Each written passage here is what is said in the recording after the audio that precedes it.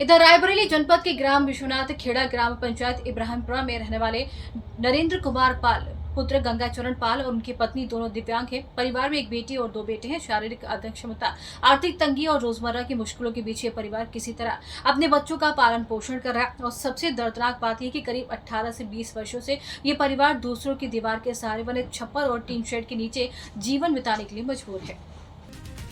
बरसात में टपकती छत, गर्मियों में आग उगलता टीन और सर्दियों में हाड़ कपा देने वाली ठंड, यही इस परिवार की नियमित बन चुकी है। हर मौसम इनके लिए नई मुसीबत लेकर आता है। ऐसे हालातों में बच्चों की पढ़ाई, उनकी सुरक्षा और परिवार की मूलभूत जरूरतों को पूरा करना भी एक कठिन संघर्ष बन गया।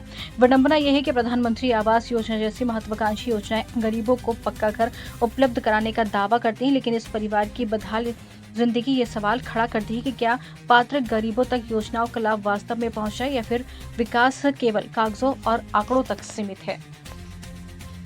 क्या नाम है भैया आपका? नारायण कुमार पाल। कहाँ रहते हैं आप? विश्वनाथ खेड़ा में। ये किस ग्राम पंचायत के अंतर्गत आता है? इब्राहिमपुर। क्या समस्या है आपको? हमको जो है कॉलोनी नहीं मिल पाई, 15-20 साल हो गए। कोई प्रधान कहता करवा देंगे, फिर जब लास्ट में होता है तो पता चला प्रधानी के टाइम खत्म हो गया और नाम भी नहीं आ पाता है और कॉलोनी नहीं मिल पाती। क्या करते हैं आप? इधर उधर मजदूरी कर लेते हैं। आप तो विकलांग हैं शायद। तो जो नॉर्मल ढंग से मिलती मजदूरी वही करते हैं। ये दिखाइए आपका एक हाथ। तो आप पति पत्नी दोनों लोग विकलांग? हाँ, पत्नी मेरी पैर से विकलांग है, हम हाथ से विकलांग। तो ये जो है केवल टीन शेड आपके जो है यहाँ पर रखा हुआ है। हाँ। इसी के नीचे आप लोग जीवन यापन करते हैं? जी, वो भी दूसरे की दीवार पे टीना रखे हैं। दूसरे की दीवार पर? दूसरे की दीवार जो पे कमरा दिखाई दे रहा है बगल में, इसमें क्या है? वो खाली बीच से दीवार बना दिए ताकि जो है सारी व्यवस्थाएं वहाँ छोटी मोटी रख सकें। हाँ। और दूसरे की दीवार पे छप्पर। उसमें क्या छत नहीं है? छत नहीं है उसमें। फिर क्या है? उसमें भी दूसरे की दीवार पे छप्पर रखे हैं ऊपर। ये भैया दिखाइए, अगर दिखा सकें। आइए। जैसा कि आप देख पा रहे हैं, ये एक गरीब का आशियाना है जो दूसरे की दीवार पर ये टीन रख करके जीवन यापन करने को मजबूर है।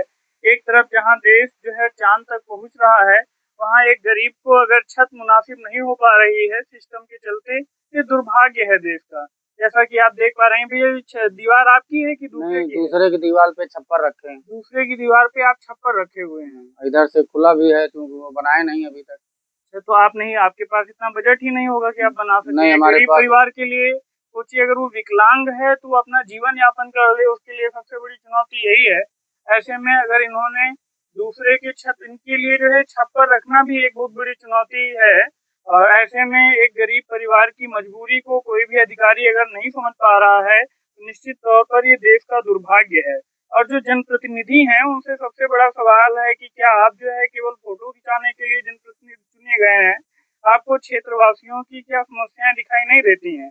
जैसा कि आप देख पा रहे हैं, अभी आपको कितने साल हो गए भैया यहाँ पर रहते हुए? 18 साल हो गए। 18 साल में अगर इनको आवास नहीं मिल पाया है तो ये बहुत बहुत बड़ी सिस्टम की नाकामी है। और उस नाकामी का परिणाम ये है कि मजबूरी में अपने इस जो एक इन्होंने दीवार किसी तरह से बनाई है, जैसा कि आप देख पा रहे हैं दीवार भी पूर्ण नहीं है। आपको लग सकता है कि नहीं भैया बाहर से बना हुआ है। और इसमें ये जो है छप्पर रखे हुए हैं। छप्पर के नीचे, छप्पर ये बारिश में चूता भी होगा, पानी भी आता होगा। जी। तो जब तेज बारिश होती है तो सब भीग जाता है। यहाँ जो हमारी बस्तियाँ रहती वो सब भीग जाती हैं। भीग जाती हैं। और इसमें तो हमको सभी प्रकार से खुला हुआ हर तरफ से नजर आ रहा है। हाँ, दूसरे की दीवारें हैं तो उन्हीं में रखे हैं और खाली बीच की दीवार कमरा टाइप में बना दिए हैं रहने के लिए। 18 साल से आपने किसी जनप्रतिनिधि से नहीं कहा कि भैया हमको एक कॉलोनी, एक आवास दिला दीजिए? कहते थे, लेकिन कहते थे कि हाँ करवा देंगे, नहीं कोई सुनता है। कोई सुनता नहीं है। जी। ठीक है। 2 लड़के हैं, 1 लड़की है। एक लड़की भी है। अब इनके सामने एक और चुनौती है, बिटिया का जो है विवाह भी करना है। कितने साल की है बिटिया? 12-13 साल की है। 12-13 साल की बिटिया है। अब ये घर बनवाएं कि अपना जो है आगे बच्चों का भविष्य देखें। बच्चे पढ़ने जाते हैं आप? जी। किस क्लास में पढ़ती है बिटिया? बिटिया जो है 10th में है, छोटा वाला बुआ जो है 9th में है, बड़ा वाला इंटर में। बड़ा वाला इंटर में है। देखिए, ऐसे में एक गरीब परिवार के लिए अपना गुजर बसर करना एक तरफ से जहाँ चुनौतीपूर्ण है, वहीं दूसरी तरफ उसके कंधों पे एक घर बनाने की जिम्मेदारी है।